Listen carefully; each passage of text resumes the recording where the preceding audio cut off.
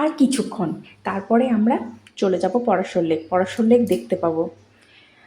আর এখানে দেখো, এই দু সাইডে দেখো কিন্তু পুরো গ্রিন রয়েছে, যেটা আমরা প্রথম থেকে দেখছিলাম যে পুরো পাহাড় বলো মাঠ বলো সবগুলো কিন্তু একদম সাদা বরফে একদম ঢাকা হয়ে গেছিলো, কিন্তু এখানে দু জায়গায়, দু তিন জায়গায় নয়, প্রায় অনেক জায়গাতে দেখলাম যে বেশ সবুজ মতো রয়েছে, যেটা কিন্তু বেশ ভালো লাগছিল। এই যে তোমার কি বলবো, সাদা সাদা মেঘের ভেলা ভেসে যাচ্ছে নীল আকাশের ওপর দিয়ে, পাহাড়ের ওপরে সাদা বরফ, আর এই যে দুদিকে সবুজ, ও কী যে ভালো লাগছে এতগুলো কালার একসঙ্গে পেয়ে, অসম্ভব সুন্দর লাগছে।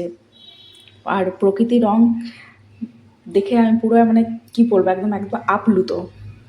তো তোমাদের কেমন লাগছে এই নাজারাটা তোমরা কিন্তু অবশ্যই কমেন্ট করে জানিও। এই ভ্লগটা এখানে শেষ করছি। আরও ভ্লগ আছে Parashar lake related, Himachal Pradesh related, সেগুলোও ধীরে ধীরে তোমাদের সঙ্গে শেয়ার করব। তো চলো, টাটা।